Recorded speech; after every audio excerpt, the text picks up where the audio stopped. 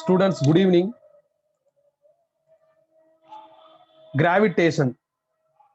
இதுல நாம ஏற்கனவே 5 பாயிண்ட்ஸ் வந்து நாம கம்ப்ளீட் பண்ணிருக்கோம். First one, Newton's gravitational law. Second one, acceleration due to gravity. Third, fourth, fifth எல்லாம் செயின் மாதிரி வரும். Third term வந்து gravitational field. Fourth term gravitational potential. Fifth term வந்து gravitational potential energy. இதெல்லாம் நம்ம சக்சஸ்ஃபுல்லா முடிச்சாச்சு. இது ஏறக்குறைய கிராவிடேஷன் அப்படிங்கிற சாப்டர்ல ஃபர்ஸ்ட் ஹாஃப் மாதிரி. இந்த ஃபர்ஸ்ட் ஹாஃபை கம்பேர் பண்றப்ப செகண்ட் ஹாஃப் ஆஃப் கிராவிடேஷன் வந்து ரொம்ப ரொம்ப இம்பார்ட்டன்ட்பா. இதுல நாம 3 பார்ட் படிக்கணும். ஒன்னு எஸ்கேப் வெலாசிட்டி, ரெண்டாவது சேட்டலைட், மூணாவது வந்து கெப்லர்ஸ் லா. இதுல சோலார் சிஸ்டம் பத்தி படிக்க போறோம். இது மூணுமே செம இம்பார்ட்டன்ட். கிராவிடேஷன்னாவே எக்ஸாம்ல இந்த ஏரியால இருந்து தான் அதிகமான கொஸ்டின்ஸ் கேட்பாங்க. அதுவும் சேட்டலைட்ல இருந்து கண்டிப்பா கேட்பாங்க. சேட்டலைட் வந்து மோஸ்ட் இம்பார்ட்டன்ட் டாபிக். ஏன்னா நம்ம இப்ப நம்மளோட லைஃப்ல சேட்டலைட் பத்தியும் ராக்கெட் பத்தியும் அதிகமா நம்ம கேள்விப்பட்டுக்கிட்டே இருக்கிறதுனால அதுல இருந்து நிறைய ப்ராப்ளம்ஸும் வரும். ஸோ இன்னைக்கு கிளாஸ்ல நாம 6th பாயிண்டா எஸ்கேப் வெலாசிட்டி பார்க்க போறோம். எஸ்கேப் வெலாசிட்டி படிச்சுட்டு சேட்டலைட் படிச்சாதான் நல்லா இருக்கும். அப்பதான் சேட்டலைட்ல வந்து எந்த டவுட்ஸுமே இல்லாத மாதிரி இருக்கும். சேட்டலைட் படிச்சுட்டு கடைசியா எஸ்கேப் வெலாசிட்டி படிச்சா ஒரு மாதிரி சில நேரங்கள்ல சில பேருக்கு டவுட் வந்துடும். அதனால நான் இன்னைக்கு எஸ்கேப் வெலாசிட்டி அதை பேஸ் பண்ணி வர ப்ராப்ளம்ஸ் எல்லாத்தையும் முடிச்சுட்டு அடுத்த கிளாஸ்ல சேட்டலைட்டை ஸ்டார்ட் பண்ணிக்க போறோம். இப்ப இந்த எஸ்கேப் வெலாசிட்டிக்குள்ள போறதுக்கு முன்னாடி ரிசர்ச் எல்லாம் எடுத்து பார்த்தா கொஞ்சம் உள்ள போய் கீழே இறங்கி ஃபண்டமெண்டல்ஸ் என்னென்ன இருக்கு அப்படின்னு சர்ச் பண்ணி பாக்குறப்ப எர்த்ல இருந்து தான் மூன் செப்பரேட் ஆகி போயிருக்கு அப்படின்னு ஒரு பாயிண்ட் கிடைக்குது.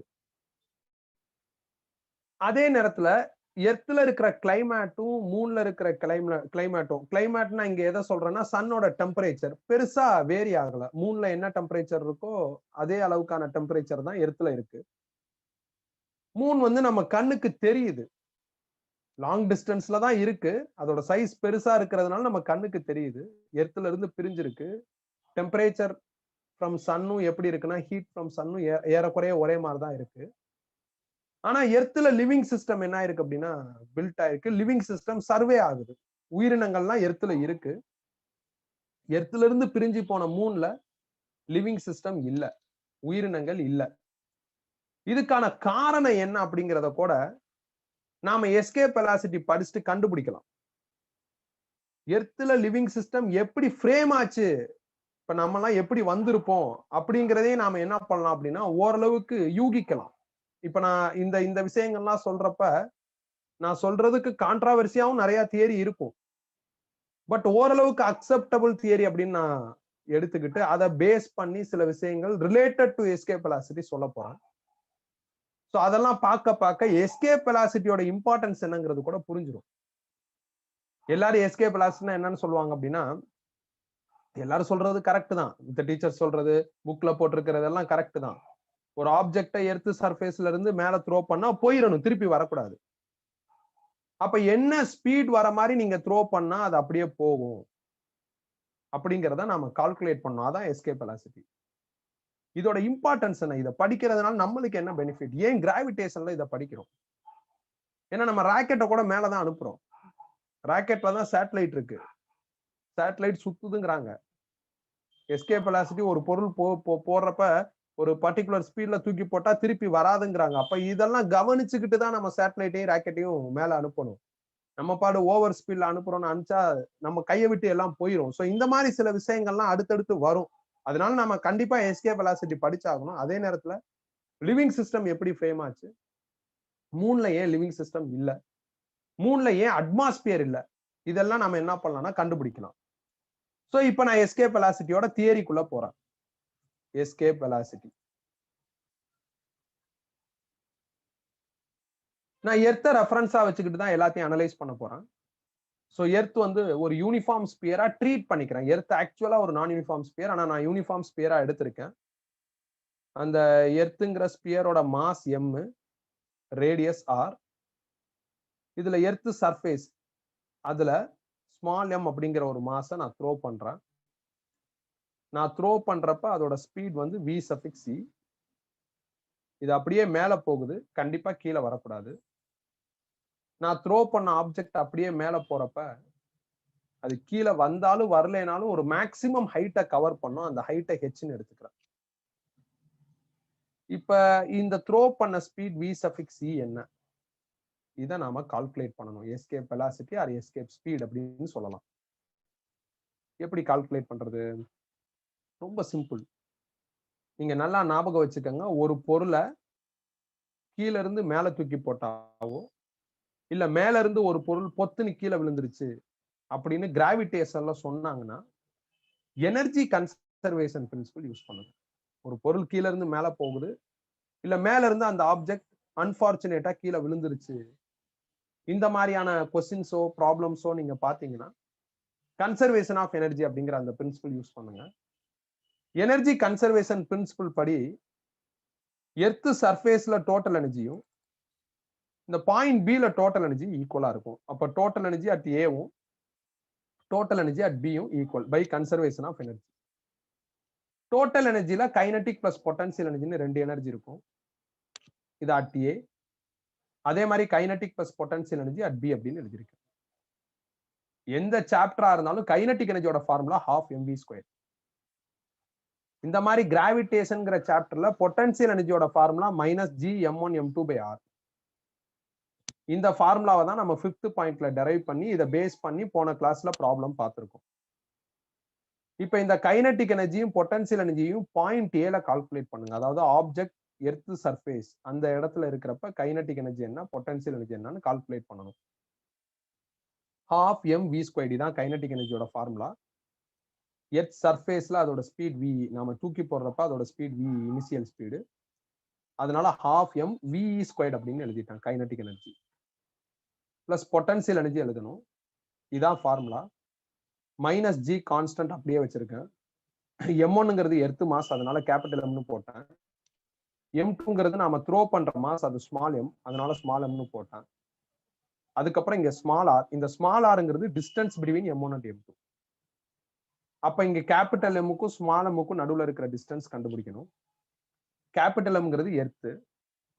எர்த் ஒரு பெரிய மாஸ். இந்த மாதிரி பெரிய மாஸ்ல ஏதாவது ஒரு டிஸ்டன்ஸ் மெஷர் பண்ணணும் அப்படின்னா அதோட சென்டர்ல இருந்தா ஸ்டார்ட் பண்ணணும். எர்த்தோட சென்டர் இங்க இருக்கு. அதுக்கப்புறம் இன்னொரு மாஸ் ஸ்மால் எம். ஸ்மால் எம்ங்கிறது ஒரு பாயிண்ட் மாஸ். பாயிண்ட் மாஸ்க்குலாம் சென்டர் கிடையாது. அந்த மாஸே நாம என்ன பண்ணிக்கலாம்னா ரெஃபரன்ஸ்ல எடுத்துக்கலாம். அப்ப எர்த் மாதிரி பெரிய மாஸோட சென்டருக்கும் பாயிண்ட் மாஸுக்கும் நடுவுல இருக்கிற டிஸ்டன்ஸ் அட் ஏல இருக்கிறப்ப எவ்வளவா இருக்கு அப்படின்னா ரேடியஸ் ஆஃப் எர்த்தா இருக்கு. ஸோ இங்க இருக்கிறது ஸ்மால் ஆர், அது distance between 2 mass. At A நான் டிஸ்டன்ஸ் பிட்வீன் 2 மாஸ் கால்குலேட் பண்ணி பார்த்தா கேபிட்டல் ஆர், ரேடியஸ் ஆஃப் எர்த்தா வருது. அதனால கேபிட்டல் ஆர்னு போட்டிருக்கேன். இப்ப நான் கண்டுபிடிச்சிருக்கிறது kinetic energy plus potential energy at A. தூக்கி போட்டாச்சு, மேல போயிட்டே இருக்கு. ஏதோ ஒரு ஹைட் போயிருக்கு, அந்த ஹைட் எவ்வளவுன்னு தெரியாது. ஆனா போயிட்டு திருப்பி கீழே வரல, அது ஒரு பாயிண்ட். அண்ட் ஆல்சோ மேல போறப்ப அதோட ஸ்பீட் கொஞ்சம் குறைய ஆரம்பிக்கும். மேல போக போக அதோட ஸ்பீட் குறைய ஆரம்பிச்சிருக்கும். அப்ப இந்த பாயிண்ட் பில என்ன ஸ்பீடுன்னு நம்மளுக்கு தெரியாது, என்ன ஹைட்னு கூட தெரியாது. அதனால நான் என்ன பண்ணிக்கிறேன் அப்படின்னா kinetic energy at point P 12 mv² எழுதிக்கிறேன். Potential energy at point P இதே ஃபார்முலா தான். -g, m1க்கு பதில் எர்த் மாஸ், m2க்கு பதில் த்ரோ பண்ற மாஸ். இங்க இருக்கிற ஸ்மால் ஆர்ங்கிறது distance between 2 mass. At point B போயிட்டா டிஸ்டன்ஸ் பிட்வீன் 2 மாஸ் எனக்கு என்னவா இருக்கு அப்படின்னா r பிளஸ் ஹெச்ஆ இருக்கு. இது பெரிய மாஸ், இதோட சென்டருக்கும் பில பாயிண்ட் மாஸ் தான் இருக்கு, அதோட சென்டருக்கும் நடுவுல இருக்கிற டிஸ்டன்ஸ் கால்குலேட் பண்ணி பார்த்தா நம்மளுக்கு r பிளஸ் ஹெச்னு வருது. அதனால r பிளஸ் ஹெச்னு போட்டிருக்கு. இது வந்து kinetic plus potential at A. அதே மாதிரி இது kinetic plus potential at B. இப்ப நாம இந்த சைடு, அதாவது ரைட் சைட கொஞ்சம் சிம்பிளிஃபை பண்ணணும். நீங்க இங்க எர்த் சர்ஃபேஸ்ல இருந்து ஒரு ஆப்ஜெக்ட த்ரோ பண்ணிட்டீங்க, அது எங்க போச்சுன்னே தெரியாது. அது எங்க போச்சுன்னு உனக்கு தெரிஞ்சிச்சுன்னா அது கீழே வந்துரும். இப்ப நீ தூக்கி போட்டது கீழே வந்திருக்கு அப்படின்னா ஹைட்டை நீ கால்குலேட் பண்ணிடலாம். நீ தூக்கி போட்டது கீழே வரல அப்படின்னா அது எந்த இடத்துல போய் மாட்டிக்கிட்டு இருக்குன்னே உனக்கு தெரியாது. ஸோ அப்ப அதோட லொகேஷன் எங்க இருக்கு அப்படின்னு தெரியலன்னா இந்த ஹைட் வந்து இன்ஃபினிட்டின்னு அர்த்தம். அப்ப ஹைட்டுக்கு பதில் நாம இன்ஃபினிட்டி போடணும். இது ஒரு பாயிண்ட். எந்த ஆப்ஜெக்டா இருந்தாலும் மேல போக போக அதோட ஸ்பீட் குறையும். இப்ப நான் ஒரு ஆப்ஜெக்ட தூக்கி போட்டேன், இந்த பேனாவே தூக்கி போட்டேன். மேல போக போக போக போக இதோட ஸ்பீட் என்ன ஆயிட்டு இருக்குன்னா ரெடியூஸ் ஆயிட்டே இருக்கு. ஒரு பர்ட்டிகுலர் பாயிண்ட்ல இதோட ஸ்பீட் 0 ஆயிரும். அதுக்கப்புறம் கீழ வரும். இப்ப பர்ட்டிகுலர் பாயிண்ட்ல ஸ்பீட் 0 ஆயிருச்சு. அதுக்கப்புறம் கீழ வரல. அப்படின்னா என்ன அர்த்தம்னா, எர்த்தோட கிராவிட்டில இருந்து அது எஸ்கேப் ஆயிடுச்சுன்னு அர்த்தம். இப்ப நம்மளோட பிளான் எஸ்கேப் வெலாசிட்டி கால்குலேட் பண்றது. அப்ப நான் ஒரு ஆப்ஜெக்ட தூக்கி போடுறேன். மேல போயிட்டே இருக்கு. கண்டிப்பா ஒரு செர்டைன் ஹைட்ல இதோட ஸ்பீட் 0 ஆயிரும். 0 ஆயிட்டு இது கீழ வரணும். கீழ வரலைன்னா இது எஸ்கேப் ஆயிடுச்சுன்னு அர்த்தம். ஆனா கண்டிப்பா தூக்கி போட்ட எல்லா ஆப்ஜெக்டும் ஒரு செர்டைன் ஹைட்ல 0 ஸ்பீட ஃபீல் பண்ணாம இருக்காது. அதுக்கப்புறம் அது கீழ இறங்க பார்க்கும். கீழ இறங்க முடியல அப்படின்னா which will be out of from that concerned gravity of planet. இப்ப நாம எர்த்னு சொல்றதுனால எர்த்தோட கிராவிட்டில இருந்து அது விலகி போயிருச்சு. எர்த்தோட கிராவிட்டில இருந்து அது எஸ்கேப் ஆயிருச்சு, வெளிய போயிருச்சு அப்படின்னு சொல்லலாம். அப்ப மேக்ஸிமம் ஹைட்ல ஸ்பீட் 0. இது நாம 1D மோஷன்லயே படிச்சாச்சு. இப்ப இந்த ஆப்ஜெக்ட நான் தூக்கி போடுறேன். மேல போயிருச்சு. ஸ்பீட் 0 ஆயிருச்சு. அதுக்கப்புறம் கீழ வரல. அப்ப இது எங்க இருக்குன்னு தெரியாது. எங்க இருக்குன்னு தெரியலன்னா நான் எப்படி ஹைட் கண்டுபிடிக்க முடியும்? கண்டுபிடிக்க முடியாது. அதனால height at B infinity. At B அந்த ஆப்ஜெக்டோட ஸ்பீடும் 0வா இருக்கும்.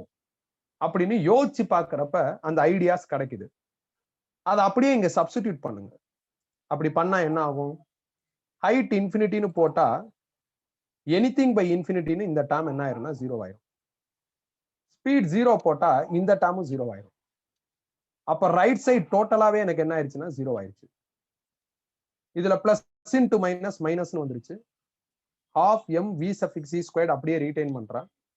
g capital M small m by r I retain பண்ணிக்கிறேன். இப்ப அடுத்து என்ன பண்றேன் அப்படின்னா இந்த மைனஸ் போர்ஷனை அப்படியே இங்கிட்டு கொண்டு போயிட்டேன். பிளஸ் ஆயிரும். இதுல ஸ்மால் m கேன்சல் ஆயிரும். இந்த 2 இங்கிட்டு கொண்டு போயிட்டு ரூட் எடுத்தா எஸ்கேப் ஸ்பீடுக்கான ஃபார்முலா கிடைச்சிருச்சு. Square root of 2gm by r. இப்ப ஃபர்ஸ்ட் இதுவரை எழுதிக்கங்க. இன்னும் இதுல சில பாயிண்ட்ஸ் இருக்கு. இதுவரை எழுதிக்கங்க. ஒரு ஆப்ஜெக்ட நான் த்ரோ பண்ணணும் ஃப்ரம் எர்த் சர்ஃபேஸ். த்ரோ பண்ண ஆப்ஜெக்ட் திருப்பி கீழே வரக்கூடாது. அப்ப என்ன ஸ்பீட்ல த்ரோ பண்ணணும்? அதை கால்குலேட் பண்றதுக்கான ஃபார்முலா நம்மள்ட்ட இருக்கு. எழுதிக்கங்க.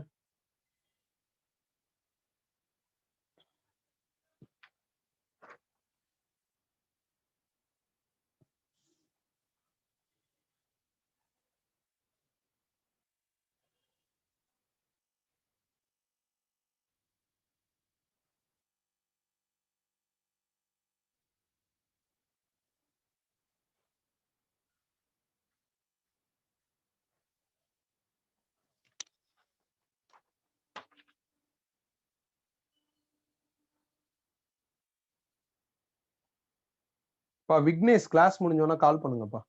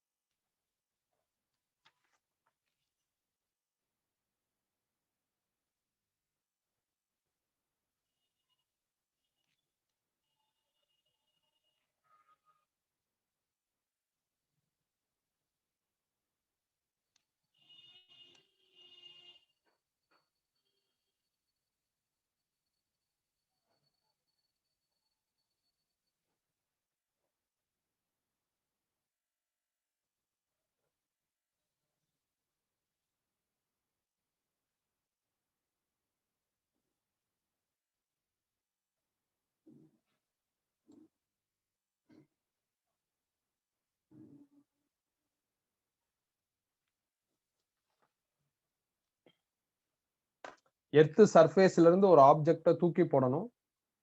தூக்கி போட்ட ஆப்ஜெக்ட் திருப்பி வரக்கூடாது. அப்ப என்ன ஸ்பீட்ல இருந்து தூக்கி போட்டா அது திருப்பி ரிட்டர்ன் ஆகாது அப்படிங்கறத தான் நாம என்ன பண்ண போறோம்னா கால்குலேட் பண்ண போறோம். அதுக்கு பேர் தான் escape velocity R escape speed. So நான் தூக்கி போடுறேன். மேல போயிட்டே இருக்கு. அது செர்டைன் பாயிண்ட் பிக்கு போயிருச்சு. ஆனா வரல. அப்ப அந்த மாஸ் பிக்கு போயிட்டு வரல அப்படின்னா எர்த்தோட கிராவிட்டில இருந்து வெளியே போயிடுச்சுன்னு அர்த்தம். இந்த மாதிரி ஒரு ஆப்ஜெக்ட் கீழ இருந்து மேல போகுது இல்ல மேல இருந்து கீழே வருது அப்படின்னு ப்ராப்ளம்ல பார்த்தாலும் தியரியில பார்த்தாலும் எனர்ஜி கன்சர்வேஷன் பிரின்சிபல் அப்ளை பண்ணி ப்ரொசீட் பண்ணுங்க. எனர்ஜி கன்சர்வேஷன் பிரின்சிபல் படி டோட்டல் எனர்ஜி அட் ஏவும் டோட்டல் எனர்ஜி அட் பியும் ஈக்குவலா இருக்கும். டோட்டல் எனர்ஜில கைனடிக் பிளஸ் பொட்டன்சியல் வந்துரும். அதே மாதிரி இங்கேயும் கைனடிக் பிளஸ் பொட்டன்சியல் எனர்ஜி வந்துரும். கைனடிக் எனர்ஜிக்கு இதான் ஃபார்முலா. இந்த ஃபார்முலா மேபி என்ன ஆகலாம்னா அப்டேட் ஆகலாம். பட் பொட்டன்சியல் எனர்ஜிக்கு சிச்சுவேஷனுக்கு சிச்சுவேஷன் ஃபார்முலா சேஞ்ச் ஆகும். கிராவிடேஷனை பொறுத்தவரையும் பொட்டன்சியல் எனர்ஜி ஃபார்முலா இதுதான் நம்ம 5th பாயிண்ட்ல டெரைவ் பண்ணோம். அட் பாயிண்ட் ஏவும் பாயிண்ட் பியும் கைனடிக் பொட்டன்சியல் எனர்ஜி கண்டுபிடிச்சிருக்கேன். கண்டிப்பா மேல போற ஆப்ஜெக்டோட ஸ்பீட் குறையும். ஏதோ ஒரு பர்டிகுலர் பாயிண்ட்ல அதோட ஸ்பீட் 0 ஆயிரும். அப்ப v 0 அந்த பாயிண்ட் பில 0 ஆனதுக்கு அப்புறம் அது கீழே வரணும். ஆனா இந்த கேஸ்ல அது கீழே வரல, ஏன்னா எஸ்கேப் ஆயிருச்சு. அப்ப இந்த பாயிண்ட் எங்க இருக்கு? ஆப்ஜெக்ட் ரிட்டர்ன் வந்தாதான் அது எவ்வளவு தூரம் போயிருக்குன்னு உன்னால கால்குலேட் பண்ண முடியும். இந்த ஆப்ஜெக்ட் ரிட்டர்ன் வரல அப்படின்னா அது எவ்வளவு தூரம் போயிருக்குன்னு உனக்கு தெரியாது. அதனால ஹைட் இன்ஃபினிட்டி அப்படின்னு நான் என்ன பண்றேன்னா எடுத்துக்கிறேன். இது ரெண்டையும் இங்க ஃபீட் பண்றேன், சிம்பிளிஃபை பண்றேன், எஸ்கேப் வெலாசிட்டியோட ஃபார்முலாவை டெரைவ் பண்ணிருக்கேன்.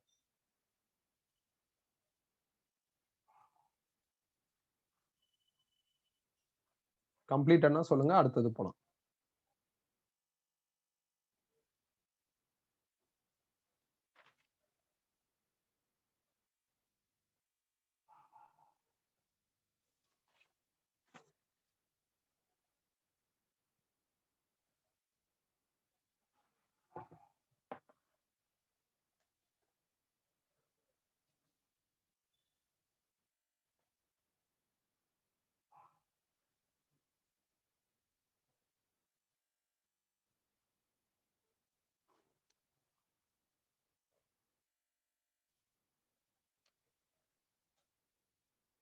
முடிச்சாச்சா? நாம செகண்ட் பாயிண்ட்ல ஆக்சிலரேஷன் டியூ டு கிராவிட்டின்னு ஒண்ணு படிச்சோம், ஸ்மால் ஜி. அந்த ஸ்மால் ஜியோட ஃபார்முலா என்ன அப்படின்னா gm/r². போய் செக் பண்ணி பாருங்க. செகண்ட் பாயிண்ட்ல acceleration due to gravity small G படிச்சிருப்போம். அதுல small G is equal to gm/r² இருக்கும். இதுல இருந்து gm கண்டுபிடிச்சா gr² வருது. அப்ப இங்க இருக்கிற எம்முக்கு பதில் gmக்கு பதில் gr² போட்டா ஒரு r கேன்சல் ஆகி எனக்கு இந்த ரிசல்ட் வரும். எய்தர் இந்த ஃபார்முலா இல்ல இந்த ஃபார்முலா, இந்த ரெண்டு ஃபார்முலால எதை வேணாலும் நீங்க எஸ்கேப் வெலாசிட்டிக்கு யூஸ் பண்ணிக்கலாம். பட் பெட்டர் ஃபர்ஸ்ட் ஃபார்முலாவை யூஸ் பண்ண, அதுதான் ப்ரொஃபஷனல். ஜி பத்தி பேசியிருந்தாங்கன்னா செகண்ட் ஃபார்முலா யூஸ் பண்ணு. கொஸ்டின்ல ஜி பத்தி சொல்லல, ஸ்மால் ஜி பத்தி சொல்லலைன்னா ஃபர்ஸ்ட் ஃபார்முலா யூஸ் பண்ணு. இப்ப சர்ஃபேஸ்ல இருந்து த்ரோ பண்றேன். சர்ஃபேஸ்ல இருந்து த்ரோ பண்றப்ப எர்த் சென்டருக்கும் சர்ஃபேஸுக்கும் நடுவுல இருக்கிற டிஸ்டன்ஸ் எனக்கு ஆரா இருக்கு, ரேடியஸ் ஆஃப் எர்த்தா இருக்கு. இத பத்தி நான் உனக்கு பின்னாடி வேற ஒரு ப்ராப்ளத்துல எலாபரேட்டா சொல்றேன். இப்ப இதை அப்டேட் பண்ணிக்க.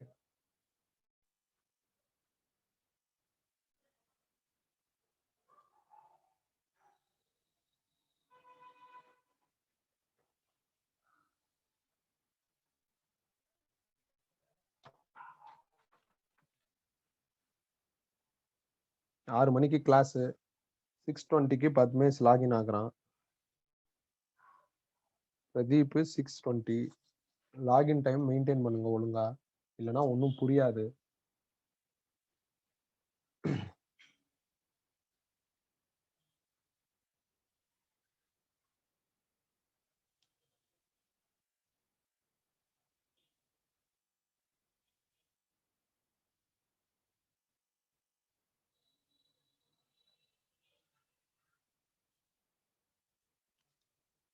கம்ப்ளீட்டடா?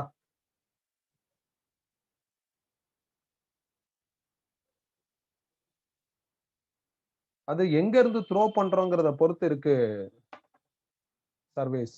சொல்றேன், இன்னும் முடியல நம்மளுக்கு, சொல்றேன், வெயிட் பண்ணு. இப்ப நான் என்ன பண்றேன்னா இந்த ஃபார்முலாவை யூஸ் பண்ணி எர்த்ல இருந்து ஒரு ஆப்ஜெக்ட் த்ரோ பண்ணா என்ன ஸ்பீட்ல த்ரோ பண்ணணும், so that the object may escape from earth surface அப்படிங்கிறத கண்டுபிடிக்கலாம். ஸோ எனக்கு என்ன வருது அப்படின்னா இந்த ஃபார்முலா தான் மெயின். எர்த்ல G 9.8, radius of earth 6376 kilometre. அக்யூரேட்டா போட்டா இந்த ஆன்சர் வரும். இதே மாதிரி மெர்க்குரி, ஜூபிட்டர், மூன், சன் இவங்களோட சர்ஃபேஸ்ல இருந்து, என் வார்த்தையை நல்லா ஞாபகம் வச்சுக்கிறோம், சர்ஃபேஸ்ல இருந்து தான் நான் த்ரோ பண்றேன். இவங்களோட சர்ஃபேஸ்ல இருந்து த்ரோ பண்ணா அந்த ஆப்ஜெக்ட் அந்த பிளானட்டுக்கு ரிட்டர்ன் வராம எஸ்கேப் ஆகிறதுக்கு என்ன ஸ்பீட் அப்படிங்கிறது இப்ப தெரியுது. எர்த்துக்கு 11.2 கிலோமீட்டர் பெர் செகண்டா இருக்கு. நான் உறையூர்ல இருக்கேன். திருவெரும்பூர் எனக்கு இங்க இருந்து 11 கிலோமீட்டர்ஸ் கிட்ட வரும். ஸோ அப்போ ஒரு செகண்ட்ல வெர்டிகலா 11 கிலோமீட்டர் ஒரு ஆப்ஜெக்ட் போயிருச்சுன்னா கண்டிப்பா அது எர்த்துக்கு ரிட்டர்ன் வராது. இதுதான் எர்த்தோட எஸ்கேப் ஸ்பீடு. இதே மாதிரி ஒரு பிளானட்டுக்கு இருக்கு. எர்த்தோட எஸ்கேப் ஸ்பீடை கம்பேர் பண்றப்ப மூனோட எஸ்கேப் ஸ்பீட் ரொம்ப கம்மியா இருக்கு. மெர்க்குரிலையும் கொஞ்சம் கம்மி தான். ஜூபிட்டரும் சன்னும் ஜாஸ்தியா இருக்கு. பட் மூன் தான் எனக்கு க்ளோஸ். மெர்க்குரி கூட க்ளோஸ் தான். பட் வந்து மூன் தான் எனக்கு ரொம்ப க்ளோஸ். மூணுங்கிறது வந்து நம்மளுக்கு ப்ராபப்ளி சப் பிளானட். இந்த மூன்ல லிவிங் சிஸ்டம் இல்ல. இதுக்கான காரணம் என்ன? எர்த்ல லிவிங் சிஸ்டம் இருக்கு. இதுக்கான காரணம் என்ன? இதெல்லாம் நம்ம அடுத்து கண்டுபிடிக்கலாம். இப்ப இதை எழுதிக்கங்க.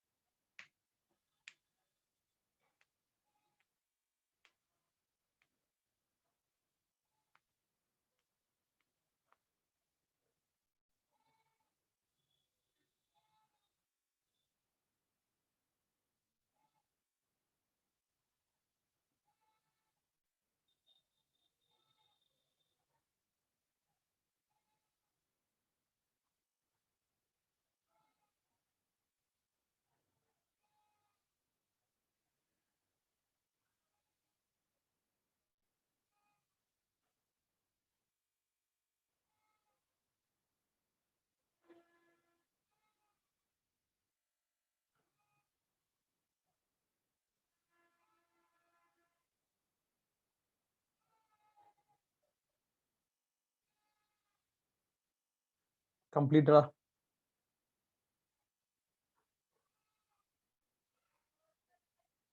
கம்ப்ளீட்டடா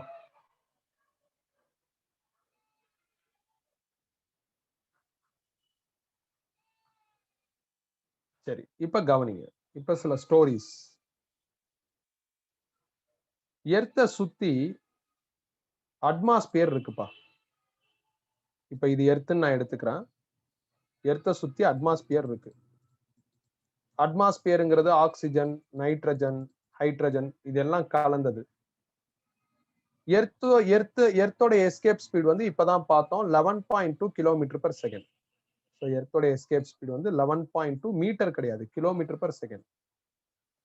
இந்த அட்மாஸ்பியர் இருக்குல்ல, இதெல்லாம் என்ன ஆகும் அப்படின்னா எர்த்ல ஸ்டேஷனரியா இருக்காது. ஒரு ஆக்சிஜனோ ஒரு ஹைட்ரஜனோ அட்மாஸ்பியர்ல இருக்கு அப்படின்னா அது ரெஸ்ட்ல இருக்காது, அதெல்லாம் மூவ் ஆயிட்டு இருக்கும். ஸோ இந்த அட்மாஸ்பியரோட ஸ்பீட் வந்து 2 to 3 கிலோமீட்டர் பெர் செகண்ட். அட்மாஸ்பியரோட ஸ்பீட் வந்து 2ல இருந்து 3 கிலோமீட்டர்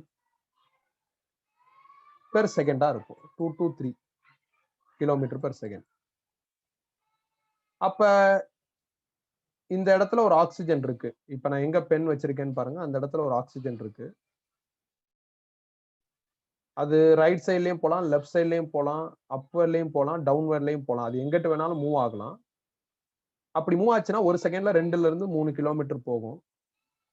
ப்ராபப்ளி 3 கிலோமீட்டரே போகுது அப்படிங்கிற மாதிரி கூட எடுத்துக்கிட்டாலும், அப்ப இங்க இருந்து ஆக்சிஜன் அப்வர்ட்ல 3 கிலோமீட்டர் போனாலும் எர்த்த விட்டு எஸ்கேப் ஆக முடியாது. எர்த்த விட்டு எஸ்கேப் ஆகணும்னா இந்த ஸ்பீட்ல டிராவல் ஆயிருக்கணும்.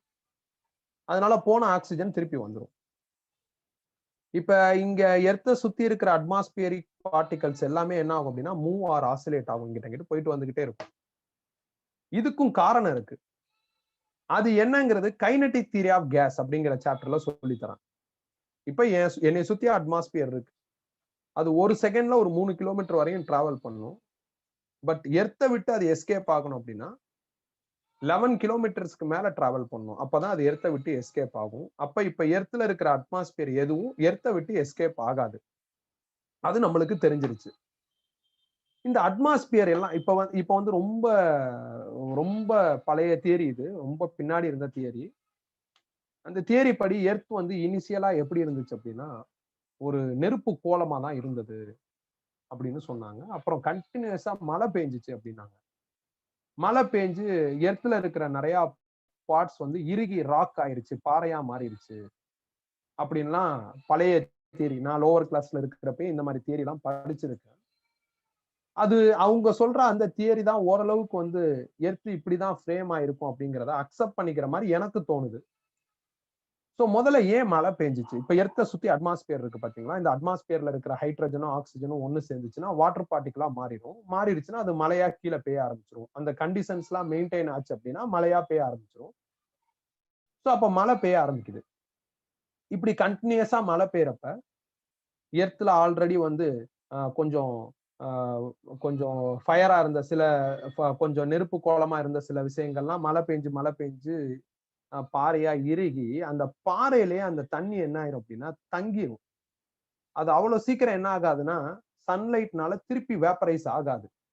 அப்படியே ஆனாலும் சீக்கிரமா ஆகாது. சோ அதுல வாட்டர் என்ன ஆகும்னா ரீடைன் ஆகும்.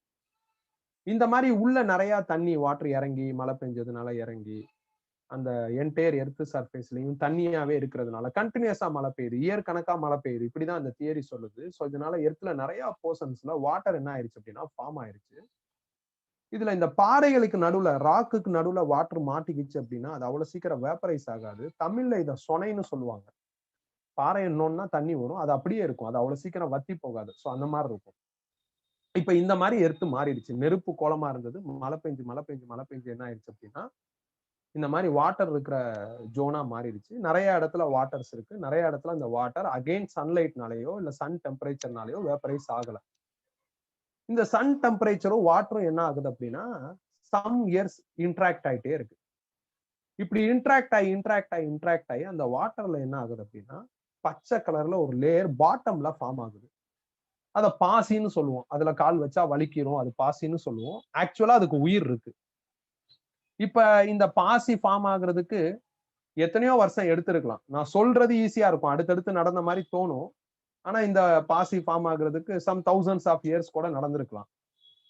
எது நடந்தாலும் நான் இப்ப ஒரு சேஞ்ச்ல இருந்து அடுத்த சேஞ்ச் நடந்தாலும் அது உடனே நடந்திருக்கிறதுக்கு சான்ஸ் கிடையாது. It's take time. இந்த பாசி வந்து சிங்கிள் செல் நினைக்கிறான். திருப்பி இந்த பாசியில சன்லைட் ரியாக்ட் ஆக ஆஃப்டர் வெரி லாங் இயர்ஸ் என்ன ஆயிருக்கும் அப்படின்னா சின்ன சின்ன பூச்சி ஃபார்ம் ஆகும். இந்த சின்ன சின்ன பூச்சி இப்ப கூட நாம ஃபார்ம் பண்ணலாம். தண்ணி என்ன பண்ணிருன்னா சிமெண்ட் தொட்டியில ஊத்தி சன்லைட் கீழே வச்சிரு. ஒரு 10 நாள் கழிச்சோ 20 நாள் கழிச்சோ அந்த தொட்டியில போய் பாரு, இந்த பூச்சி இருக்கும். சிமெண்ட் தொட்டியில ஊத்துனா இது வரும். பிளாஸ்டிக்ல இதுலலாம் இது வராது, செத்து போயிடும் வந்தாலும். சிமெண்ட் தொட்டி இப்ப வர்றது இல்ல, முன்னாடி இருக்கும். இப்பதான் உங்களுக்கு சின்டாக்ஸ் டேங்க் மாதிரி வந்துருச்சுல, தொட்டியில தண்ணி பிடிச்சு வைக்கிறது கூட ட்ரம் எல்லாம் என்ன ஆயிடுச்சுன்னா டேங்க் மாதிரி வந்துருச்சு, சின்டாக்ஸ் மெட்டீரியல்ல வந்துருச்சு. பட் முன்னாடி எல்லாம் சிமெண்ட் தொட்டி தான் யூஸ் பண்ணுவோம். நான் சின்ன பிள்ளையா இருக்கிறப்ப அதை யூஸ் பண்ணிருக்கோம். தண்ணி புடிச்சு வச்சிருவாங்க. முன்னாடிலாம் தண்ணி பஞ்சம் வரப்பெல்லாம் புடிச்சு வச்சிருவாங்க. சிமெண்ட் தொட்டி இருந்தா நிறைச்சு வச்சிருவாங்க. அந்த தொட்டி தண்ணியில என்ன ஆகும்னா இந்த சன்லைட் பட்டு ஒரு 1 வீக் 10 டேஸ் கழிச்சு பூச்சி வரும். அப்ப ரொம்ப நாள் சன்லைட் வந்து வாட்டர்ல பட்டுக்கிட்டே இருந்தா இந்த மாதிரியான சின்ன சின்ன பூச்சி வர்றதுக்கு வாய்ப்பு இருக்கு. ஈவன் அது குளோரினைஸ்டு வாட்டரா இருந்தாலும் அதுல வந்து இந்த மாதிரி சின்ன பூச்சி வரும். ஒரு மாதிரி ஜிக்ஜாக்கா இப்படி மூவ் ஆகும். சில நேரங்கள்ல சில டீ ஷாப்ல கூட என்ன ஆகும்னா தண்ணி எடுத்து பாக்குறப்ப இந்த பூச்சிகள் இருக்கும். இப்பெல்லாம் பியூரிஃபைடு வாட்டர் யூஸ் பண்றாங்க. முன்னாடி எல்லாம் அப்படி இருக்காது. டீ ஷாப்ல பெரிய தொட்டியா கட்டி வச்சிருப்பாங்க. அதுல தண்ணி ஊத்தி இருப்பாங்க. தொட்டி எப்ப கழுவாங்கன்னு தெரியாது. சோ அது சிமெண்ட் தொட்டியா தான் இருக்கும். சோ அப்ப இது வரும். நான் நிறைய இடங்கள்ல பார்த்திருக்கேன். நானும் அத வந்து நாங்க வச்சிருந்த சில ஷாப்லயும் அந்த மாதிரி பூச்சி எல்லாம் வரும். அப்ப கழுவுவோம், தொட்டியை கழுவுவோம். தண்ணியே ஒரு வித்தியாசமான ஸ்மெல்லா என்ன ஆயிரும்னா மாறிடும். திருப்பி அந்த மாதிரி பூச்சி ஃபார்ம் ஆகுது. அப்ப வந்து ஒரு பாசிங்கிற உயிரில இருந்து அடுத்த உயிர் வர ஆரம்பிச்சிருச்சு.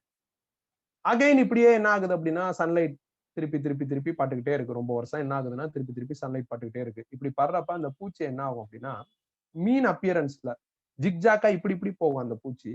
அது என்ன ஆகும்னா மீன் மாறி இப்படியே நெளிய ஆரம்பிச்சிடும். சோ அது அந்த மீன்ல வந்து உனக்கு பேக் சைட்ல 2 துடுப்பு இருக்கும், ஃப்ரண்ட்லயும் 2 துடுப்பு இருக்கும். அதாவது நீந்துறதுக்கு சூட்டபிளா என்ன இருக்கும் அப்படின்னா அதுல சில ஸ்ட்ரக்சர்ஸ் எல்லாம் இருக்கும். இப்ப நான் சொல்ற எல்லா சேஞ்சஸுமே வந்து 1 மந்த்லயோ 2 மந்த்ஸ்லயோ நடக்காது. இது எத்தனையோ இயர்ஸ் கழிச்சு நடந்திருக்கலாம்.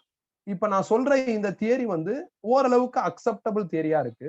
இந்த தியரி நடக்கணும் அப்படின்னா நிறைய மழை பெஞ்சு இப்ப எர்த்தோட கண்டிஷன்ஸ் எப்படி இருக்கு அந்த மாதிரியான கண்டிஷன்ஸ் ஃபார்ம் ஆச்சுன்னா இந்த தியரி பாசிபிள் அப்படிங்கறதா நான் சொல்ற தியரி. அப்ப மீன் மாதிரி வந்து நீந்திக்கிட்டே இருக்கு. திருப்பி என்ன ஆகுது அப்படின்னா நிறைய சன்லைட் பட்டு அந்த வாட்டரோட ரியாக்ட் ஆகி இத்தனை நாள் அந்த வாட்டர் வேப்பரைஸ் ஆகாம அங்க இருக்கணும். இல்லைன்னா திருப்பி மழை பெஞ்சா அங்க வாட்டர் என்ன இருக்கும் அப்படின்னா ஃபில் ஆயிருக்கணும். ஸோ அப்ப திருப்பி அங்க வாட்டர் இருக்கு, மீன் மாதிரி அந்த ஒரு ஸ்ட்ரக்சர் நீந்திக்கிட்டே இருக்கு, ஒரு உயிரினம் இருக்கு. அதுல பேஞ்சு என்ன ஆகும்னா இந்த ஃப்ரண்ட்ல 2 செதில் இருக்கும், அது 2 காலாகும். பேக்ல இருக்கிற 2 செதில் இன்னொரு 2 காலாவும் மாறி நீந்திக்கிட்டே இருந்தது என்ன ஆகும் அப்படின்னா இப்படி போக ஆரம்பிக்கும்.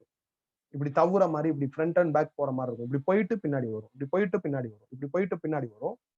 ஃபார்வர்ட்ல நிறைய மூவ் பண்ணி பேக்ல என்ன ஆகும்னா மினிமம் மூவ் ஆகுற மாதிரி அந்த ஸ்ட்ரக்சர் ஃபார்ம் ஆகும்.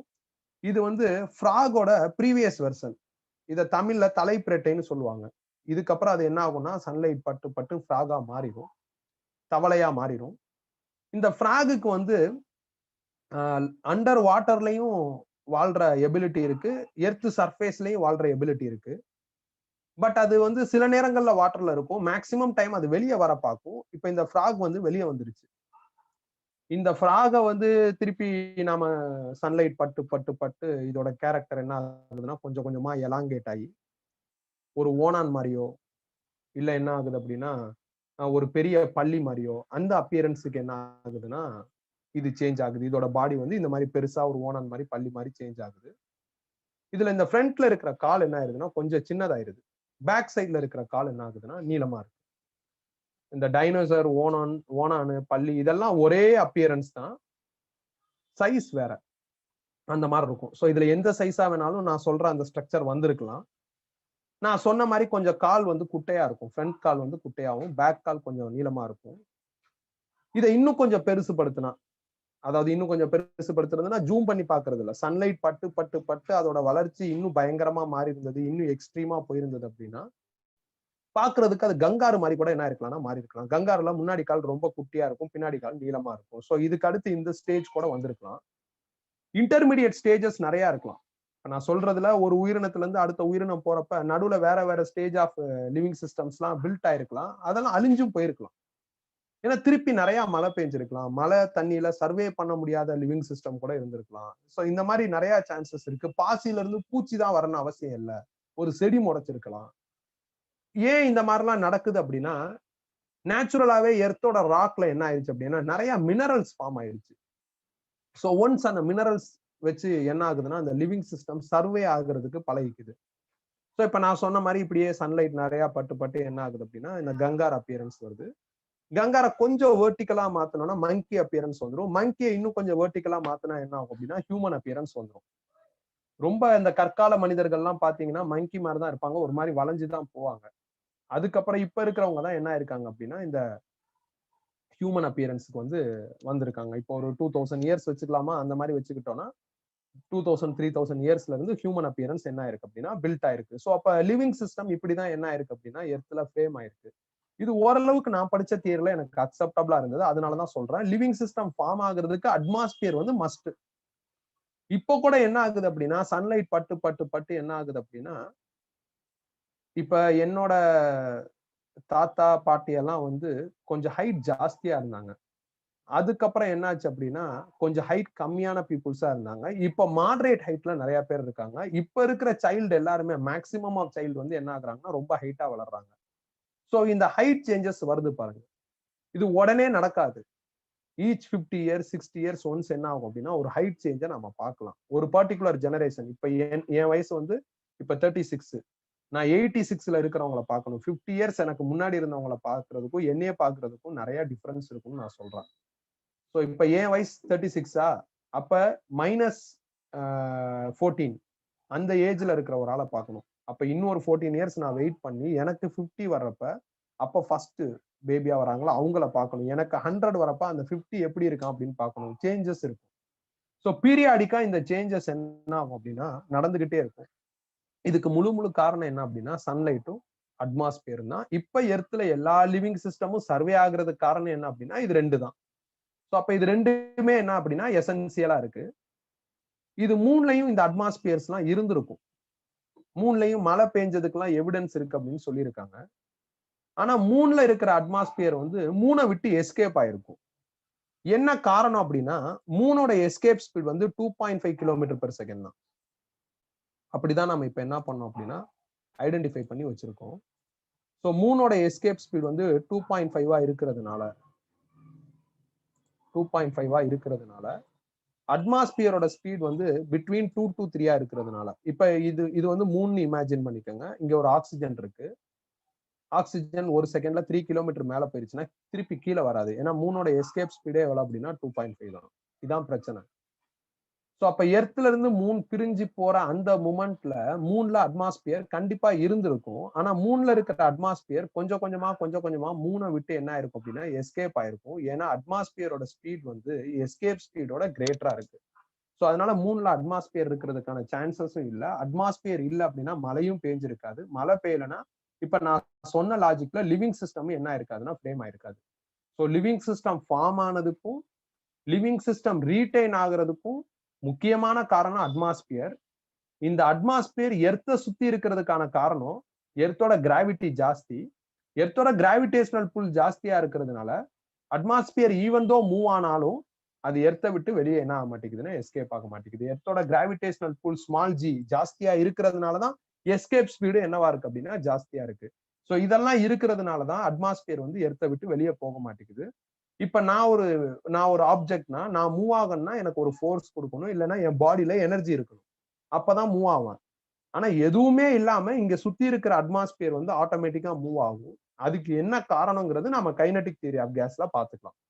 இப்ப இதுல ஏதாவது சந்தேகம் இருந்தா கேட்கலாம். இதுல ஏதாவது சந்தேகம் இருந்தா கேட்கலாம்.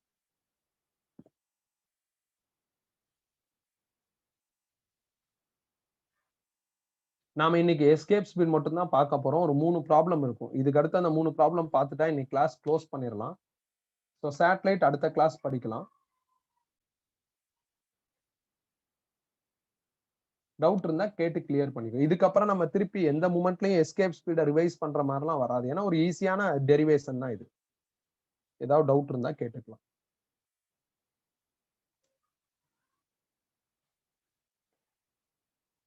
எர்த் எப்படி ஃபார்ம் ஆச்சு, லிவிங் சிஸ்டம் எப்படி ஃபார்ம் ஆச்சுன்னு நிறைய தியரிஸ் இருக்கும். நானும் படிச்சிருக்கேன். ஆனா எனக்கு வந்து மோஸ்ட் ஆஃப் தி தியரிஸ்ல நிறைய டவுட்ஸ் தான் வந்துச்சு. இந்த தியரி ஓரளவுக்கு எனக்கு அக்செப்டபிளா தோணுச்சு. இது எனக்கு ரைட் பிளேஸ் இந்த தியரியை எக்ஸ்பிளைன் பண்றதுக்கு. அதனால இந்த இடத்துல இந்த தியரியை பத்தி நான் என்ன பண்ணிருக்கேன்னா சொல்லியிருக்கேன்.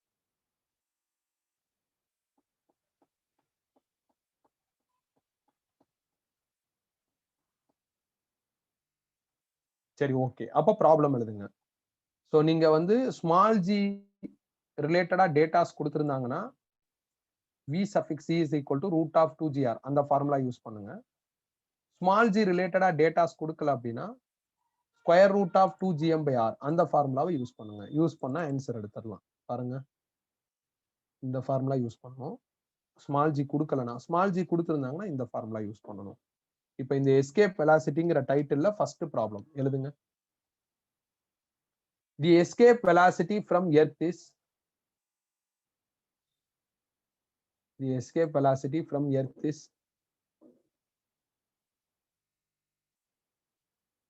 11.2 kilometer per second.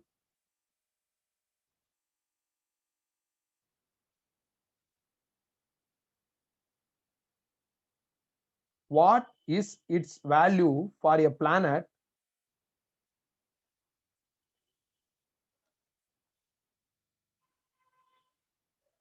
what is its value for a planet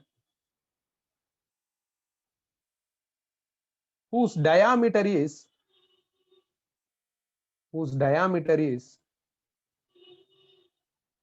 twice that of earth,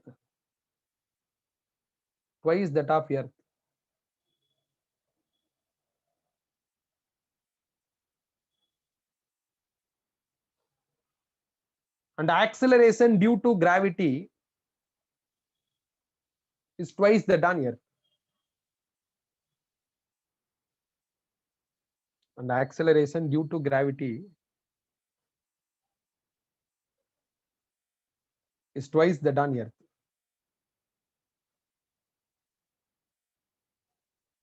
Option A 5.6 kilometer per second. Option B 11.2 kilometer per second. Option C 53.6 kilometer per second. Option D, 22.4 kilometer per second.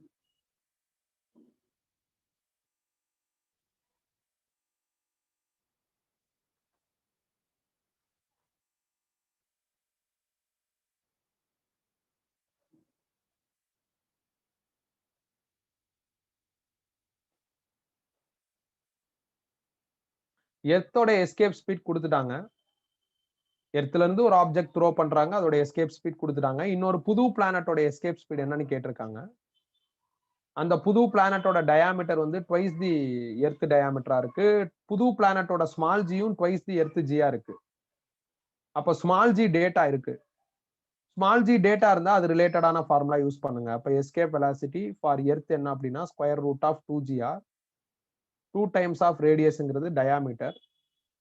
எர்த்துக்கு இது 11.2 kilometre per செகண்ட்னு சொல்லிட்டாங்க.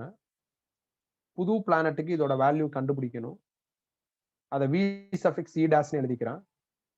Is equal to square root of small G எவ்வளவு சொல்லியிருக்காங்கன்னா இந்த ஃபார்முலாவை பாருங்க. Small G எவ்வளவு சொல்லியிருக்காங்கன்னா earth மாதிரி ட்வைஸ்ன்னு சொல்லிட்டாங்க. அப்ப எர்த்ல ஜினா இங்க 2gயா இருக்கும். டயாமீட்டர் எவ்வளவு சொல்லியிருக்காங்கன்னா எர்த் டயாமீட்டர் மாதிரி ட்வைஸ்ன்ட்டாங்க. அப்ப எர்த்ல டயாமீட்டர்னா இங்க 2 டயாமீட்டர்னு வந்துடும். 2 2 ரூட்ல இருந்துட்டா ஒரு 2 ஆயிரும். ரிமைனிங் வந்து ரூட் ஆஃப் ஜி இன்டூ டயா. இதோட வேல்யூ வந்து 11.2 இங்க இருக்கு. ஸோ ஃபில் பண்ணா 22.4 கிலோமீட்டர் பெர் செகண்ட் வருது. அப்போ புது பிளானட்டோட எஸ்கேப் ஸ்பீட் வந்து எர்த் எஸ்கேப் ஸ்பீட் மாதிரி டபுளா இருக்கு. அவ்வளவுதான், சிம்பிள் ப்ராப்ளம் தான்.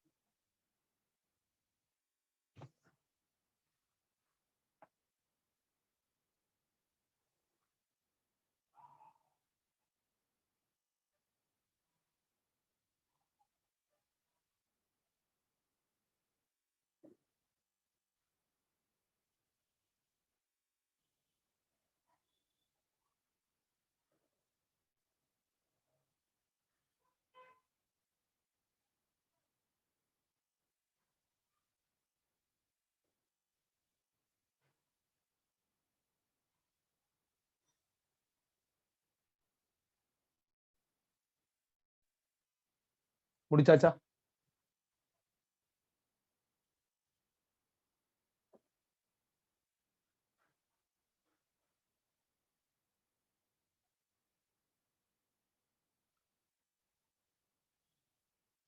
அடுத்த கொஸ்டின் எழுதுங்க. Determine the escape velocity of a body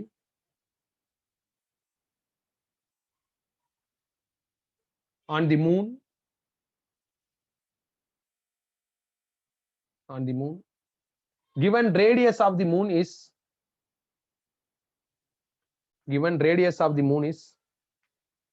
1.74 into 10 power 6 meter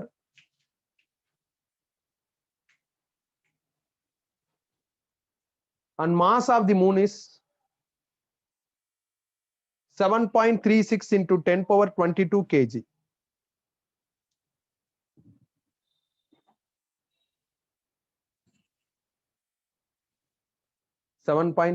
into 10 power 22 kg.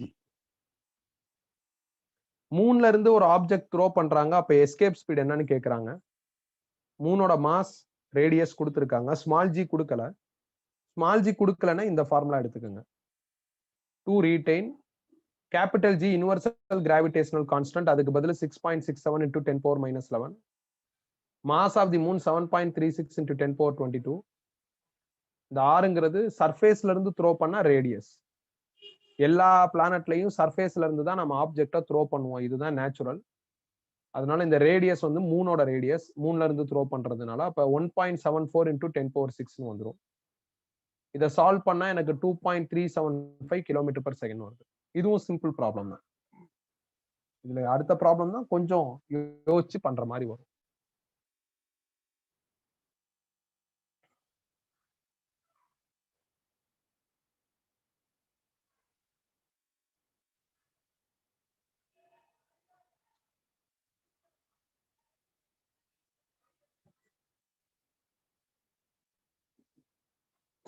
Attendance register पाएगा मैसेज आता है दैट इज ऑफ तुम लोग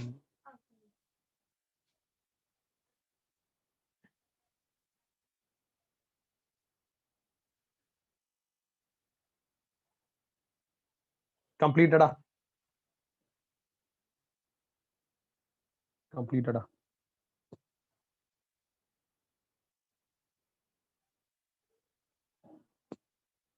அடுத்த क्वेश्चन எழுதுங்க. The earth is assumed to be a sphere of radius capital R. The earth is assumed to be a sphere of radius capital R. A platform is arranged at a height R from the surface of the earth. A platform is arranged at a height R from the surface of the earth.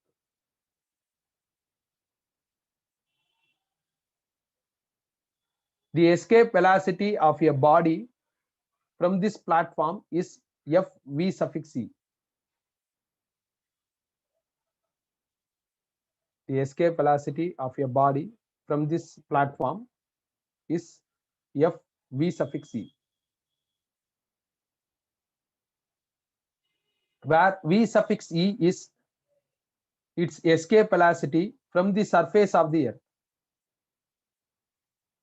Where V suffix e is its escape velocity from the surface of the earth.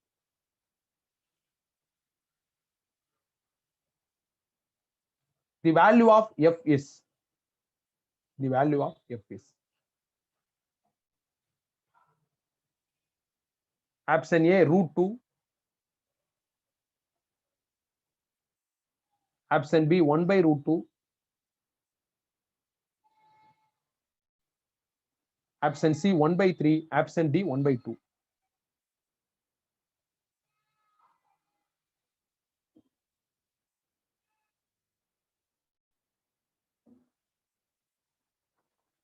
Rithvika என்ன 6 o'clock கிளாஸுக்கு 7 o'clock லாகின் ஆகுறீங்க?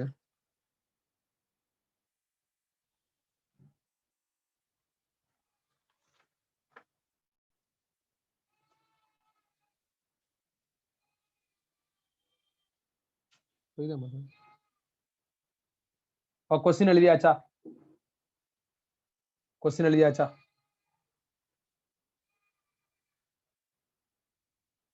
கவனிங்க.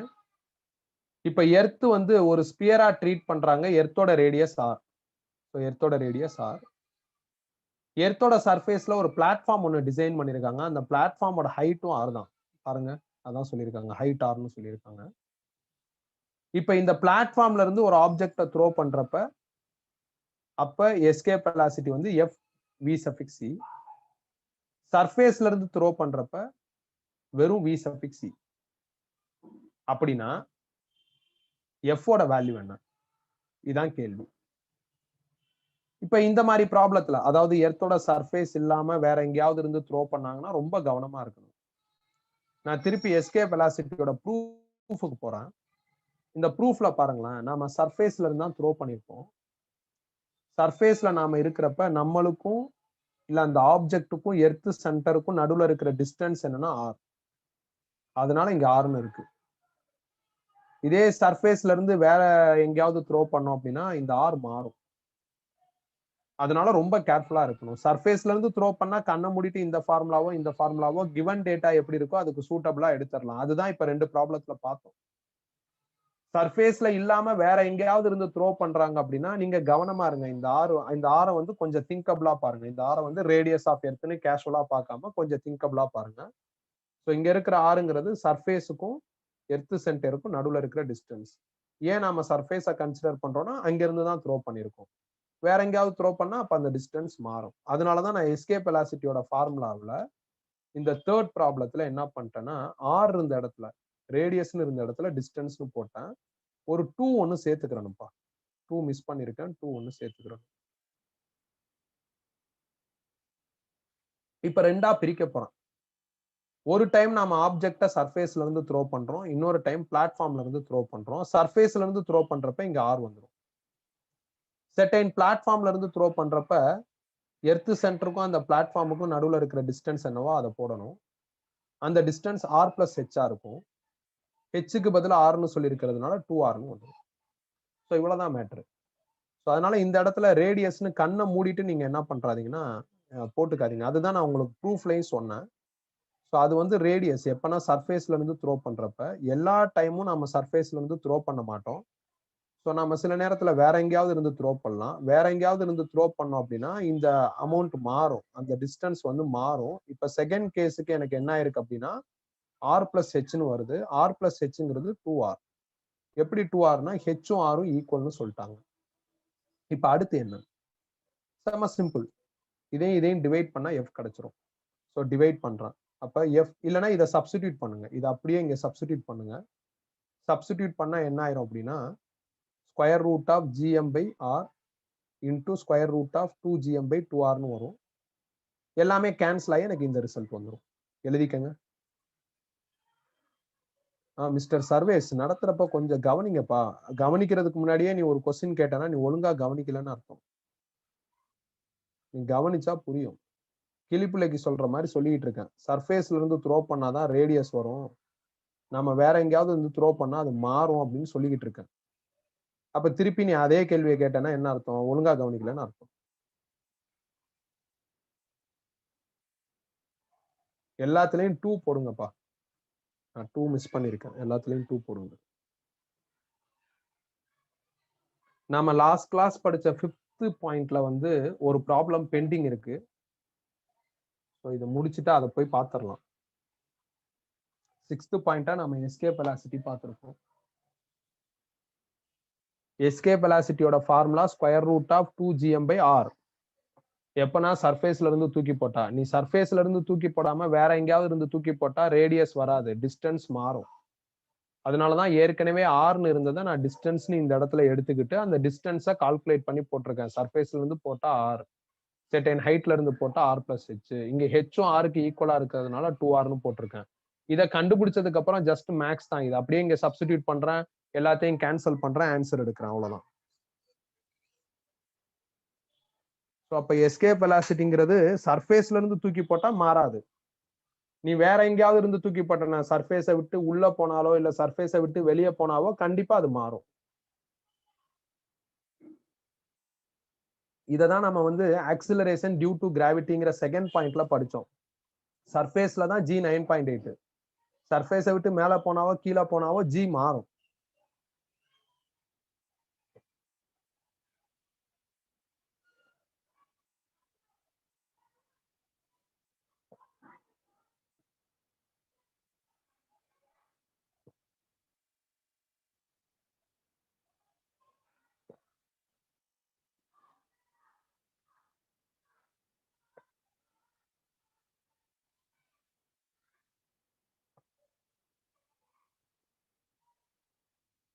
Okay நான் சரியா உன் கொஸ்டினை பார்க்கல.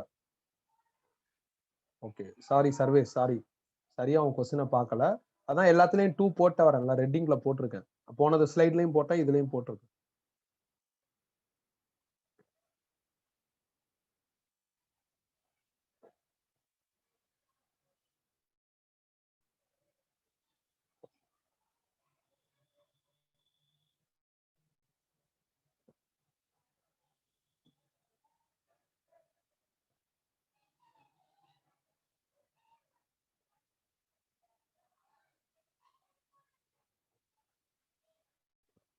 ஜியோட value அதானமா, capital ஜியோட value.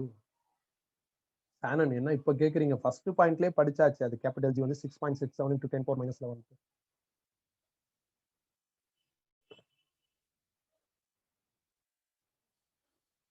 Newton's கிராவிடேஷனலாலே capital G வந்துருச்சு. அப்ப இருந்து அதோட வேல்யூ இதுதான் அப்படின்னு சப்ஸ்டிடியூட் பண்ணிட்டு இருக்கோம். நீங்க 9thலயே படிச்சிருப்பீங்க.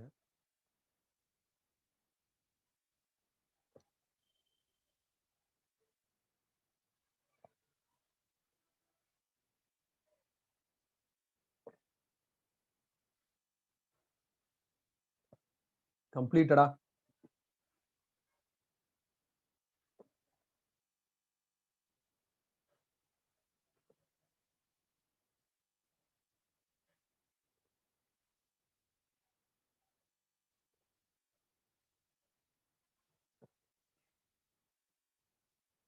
இல்ல கிடையாது. சேட்டலைட் முடிச்சாதான் டெஸ்ட் வைக்க முடியும். ஒரு கிளாஸ்ல இன்னைக்கு சேட்டலைட் முடிக்க முடியாது, 2 கிளாஸ் ஆகும். அடுத்த வாரம் சாட்டர்டே வரப்ப இந்த லெசன் ஃபுல்லா முடிஞ்சிடும். ஜேஇ ப்ராப்ளம்ஸும் அடிஷனல் ப்ராப்ளம்ஸ் தான் இருக்கும். மித்த எல்லாமே முடிச்சிருவோம். ஸோ அதனால நீங்க நெக்ஸ்ட் வீக் சண்டே வந்து டெஸ்ட் எழுதலாம். கரெக்டா இருக்கும்னு நினைக்கிறேன். அதுக்கு அடுத்த வாரம் வந்து ஒரு வால்யூம் 1 ஃபுல்லா வரும். அது சொல்றேன் நானு. எவ்வளவு போர்ஷன்ஸ் எப்படி முடியுது அப்படிங்கிறத பார்த்துட்டு சொல்றேன். இப்ப நான் ஆப்ஜெக்டை இப்படி த்ரோ பண்ணா, எர்த் சர்ஃபேஸ்ல இருந்து ஆப்ஜெக்டை இப்படி த்ரோ பண்ணா எஸ்கேப் வெலாசிட்டி 11.2 km/s. நான் இந்த மாதிரி இன்க்ளைண்டா த்ரோ பண்ணாலும் 11.2 km/s தான். எஸ்கேப் வெலாசிட்டிக்கும் இன்க்ளினேஷனுக்கும் எந்த சம்பந்தமும் கிடையாது. என் கண்ணுக்கு இங்க இருந்து மேல பார்த்தா ஸ்பேஸ் தெரியுது. ஆனா உண்மையிலுமே இங்கிட்ட இருந்து சைட்ல பார்த்தாலும் என்ன ஆகும்? ஸ்பேஸ் தெரியும்னு தான் அர்த்தம். ஏன் நம்மளுக்கு தெரியாம இருக்குன்னா, நிறைய பில்டிங்ஸ் அதெல்லாம் என்ன ஆயிருக்கு அப்படின்னா, அந்த ஸ்பேஸ தெரிய விடாம அடைச்சுக்குது. ஸோ அதனால நீ இந்த இடத்துல ப்ரொஜெக்டைல் மோஷன் மாதிரி ஒரு ஆப்ஜெக்ட த்ரோ பண்ணாலும் 11.2 km/s த்ரோ பண்ணா அது போயிரும். திருப்பி எர்த்துக்கு என்ன ஆகாதுன்னா வராது. ஸோ அப்ப இன்க்ளினேஷனுக்கும் எஸ்கேப் வெலாசிட்டிக்கும் எந்த சம்பந்தமும் கிடையாது. இதை ஞாபகம் வச்சுக்கோ. இது ப்ராபப்ளி கொஸ்டினா கன்வெர்ட் பண்ணிடுவான். டெஸ்ட்ல கொஸ்டினா கன்வெர்ட் பண்ணிடுவான். எஸ்கேப் வெலாசிட்டியோட ஃபார்முலா √g/r. Otherwise √2gr. இதுல எங்கேயுமே இன்க்ளினேஷன் தீட்டா என்ன ஆகல அப்படின்னா உள்ள வரல. ஸோ அப்ப இன்க்ளினேஷனுக்கும் எஸ்கேப் வெலாசிட்டிக்கு என்ன கிடையாதுன்னா சம்பந்தம் கிடையாது. இது ஒரு முக்கியமான பாயிண்ட். மைண்ட்ல வச்சுக்கோ, இல்ல நோட்னு போட்டு எழுதி வச்சுக்கோ. உன் ஸ்டைல்ல என்ன பண்ணிக்கோ அப்படின்னா எழுதி வச்சுக்கோ.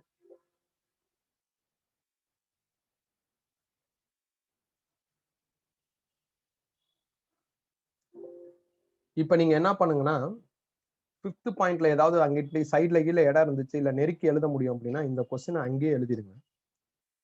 5th பாயிண்ட்ல நாம 2 கொஸ்டின் பார்த்திருப்போம். இது 3வது கொஸ்டின்.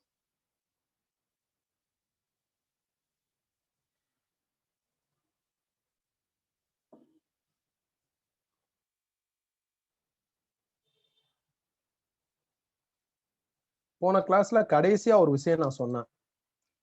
5th பாயிண்ட்ல நாம பொட்டன்ஷியல் எனர்ஜியோட ஃபார்முலா தான் டெரைவ் பண்ணோம். அது என்ன வந்துச்சு அப்படின்னா -Gm1m2/rன்னு இந்த ஃபார்முலா வந்துச்சு நம்மளுக்கு. ஆனா நம்ம ஏற்கனவே பொட்டன்ஷியல் எனர்ஜினா mgh படிச்சிருக்கோம். இந்த ஃபார்முலா எப்ப யூஸ் பண்றது, mgh எப்ப யூஸ் பண்றது அப்படிங்கறத ஒரு சப்ளிமெண்டரி டைட்டிலா உங்களுக்கு டீச் பண்ணேன். அதுதான் gravitational potential energy near the surface of earth. இந்த டைட்டில்ல எனக்கு mgh கிடைச்சிருக்கும். ஃபைனலா டெரைவ் பண்றப்ப mgh கிடைச்சிருக்கும். நீங்க இதுவரை எழுதியிருப்பீங்க. இந்த ஃபார்முலா எப்ப அப்ளிகபிள் அப்படின்னா ஹைட் ரொம்ப கம்மியா இருந்தா 10 மீட்டர், 20 மீட்டர், சம் கிலோமீட்டர்ஸ் அதுலலாம் இந்த ஃபார்முலா யூஸ் பண்ணிக்கலாம்.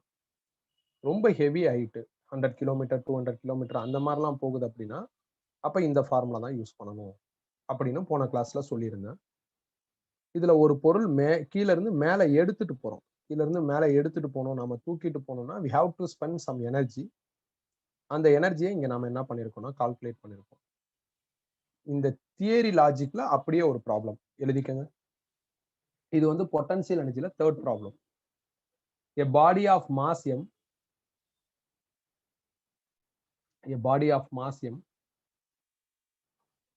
is placed on the surface, earth surface.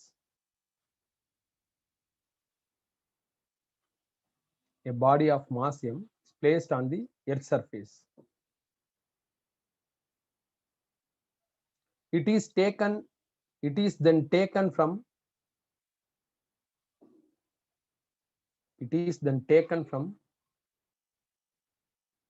the earth surface to a height h is equal to 4r.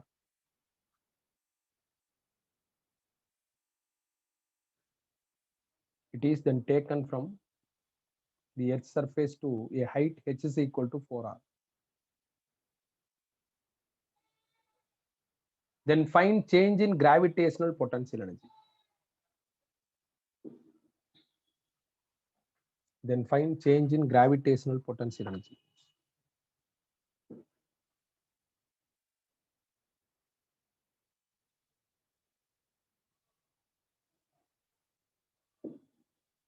ஒரு மாஸ் மாலம் வந்து எர்த் சர்ஃபேஸ்ல இருக்கு.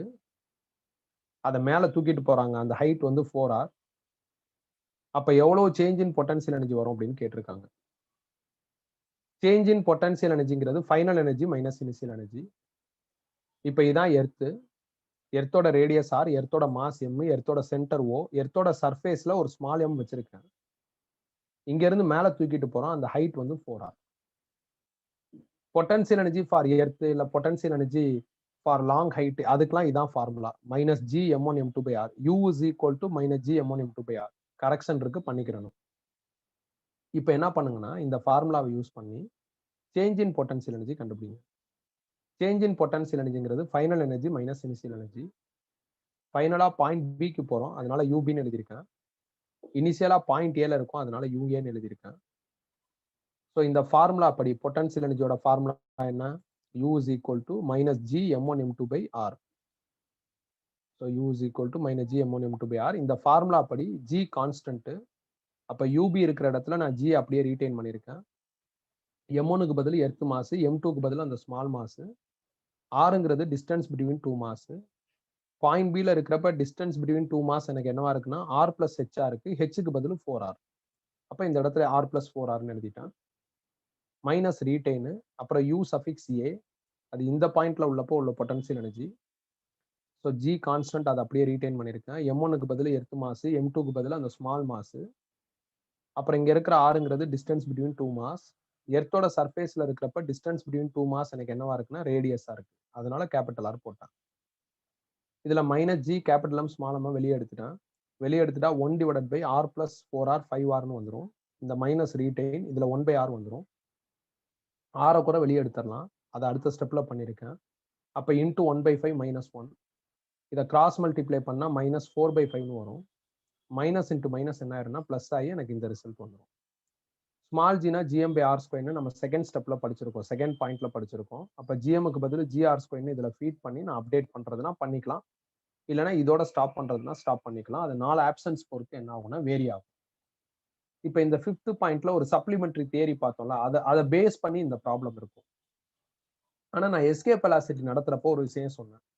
ஒரு பொருள் மேல போகுது இல்ல மேல இருந்து கீழே வருதுன்னா எனர்ஜி கன்சர்வேஷன் பிரின்சிபல் யூஸ் பண்ணுங்க, தியரியா இருந்தாலும் ப்ராப்ளமா இருந்தாலும் அப்படின்னு சொல்லியிருந்தேன். இங்க கூட ஒரு பொருள் மேல போகுது, ஆனா நான் எனர்ஜி கன்சர்வேஷன் பிரின்சிபல் யூஸ் பண்ணல. ஏன்னா இந்த கொஸ்டின்ல அவங்க தெளிவா சேஞ்ச் இன் பொட்டன்ஷியல் எனர்ஜின்னு சொல்லிட்டாங்க. அப்ப சேஞ்ச் இன் பொட்டன்ஷியல் எனர்ஜி எவ்வளவுன்னு கண்டுபிடிச்சா போதும். இந்த மாதிரி தெளிவா சொல்லாம வேற ஏதாவது கேட்டாவோ கொடுத்தாவோ அப்பதான் எனர்ஜி கன்சர்வேஷன் பிரின்சிபல் யூஸ் பண்ணணும். அது இல்லாம எடுத்துட்டு போறது வேற, தூக்கி போடுறது வேற. தூக்கி போடுறப்பதான் இந்த எனர்ஜி கன்சர்வேஷன் பிரின்சிபல் வரும். அதுதான் எஸ்கேப் வெலாசிட்டியோட ப்ரூஃப்ல பார்த்தோம். இதுல எடுத்துட்டு போறாங்க, எர்த் சர்ஃபேஸ்ல இருந்து மேல எடுத்துட்டு போறாங்க அப்படி சொல்லியிருக்காங்க. ஸோ கொஸ்டினை கரெக்டா ரெகனைஸ் பண்ணி என்ன மாடல் ஆஃப் கொஸ்டின் பார்த்து அந்த மாடலுக்கு நான் என்ன ப்ரொசீஜர் சொல்லியிருக்கோனோ அதை அப்ளை பண்ணிக்கணும். மற்றபடி இது கஷ்டம் கிடையாது. எனக்கு தெரிஞ்சு 5th பாயிண்டோட எங்கேயாவது ஸ்பேஸ் இருந்ததுன்னா நெருக்கி இந்த ஆன்சரையும் கொஸ்டினையும் எழுதுற மாதிரி பார்த்துக்கோங்க. ஏதாவது டவுட் இருந்தா கேட்கலாம், ஏதாவது டவுட் இருந்தா கேட்கலாம்.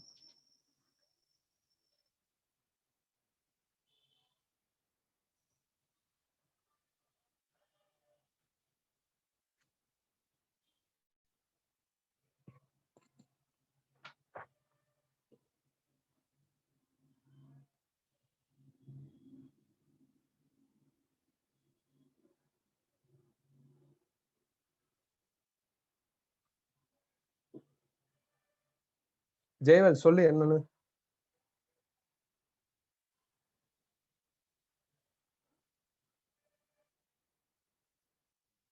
எல்லாம் யூசர் ஐடி பாஸ்வேர்ட் போட்டு வெப்சைட் லாகின் செக் பண்ணி பாத்துட்டீங்களாப்பா?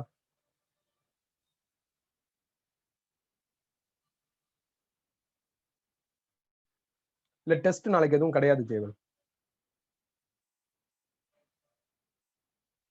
இது முடிச்சாச்சா?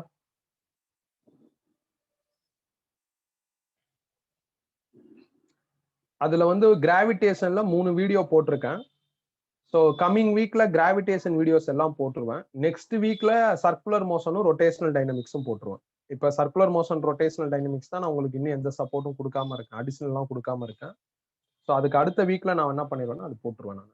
ஸோ நீங்க இனிமேல அதுல ஃபாலோ பண்ணிக்கோங்க. எனக்கு கிடைச்சா உடனே நான் என்ன பண்ண போறேன்னா அந்த வீடியோஸ் போட போறேன். ஸோ அவ்வளவுதான், டிலே இருக்காது. ஸோ கிடைச்சா போட்டுருவேன். பழைய லெசன் போடுறதுக்கு தான் டிலே ஆகும்.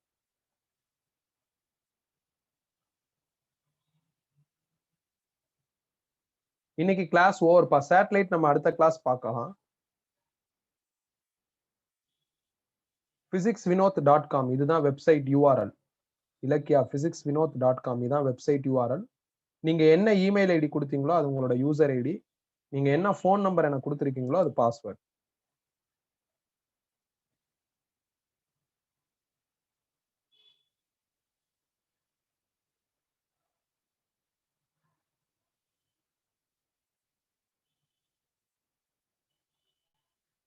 எழுதாதவங்க எழுதிக்கங்க. இன்னும் சில பேர் எழுதல போல. எழுதியாச்சுன்னா லாக் அவுட் ஆயிக்கலாம்ப்பா. லாஸ்ட் சாட்டர்டே இன்னும் வீடியோவே வரலடா. எனக்கு லிங்கே வரலடா. வந்தவொடனே போடுறேன். 1 வாரம் ஆயிடுச்சு, இன்னும் வரல. சொல்லியிருக்கேன்.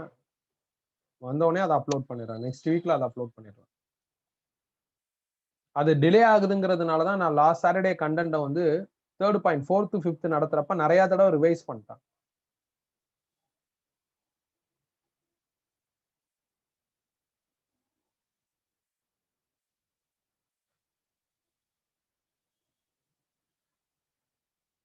ஏதாவது டவுட் இருக்கா?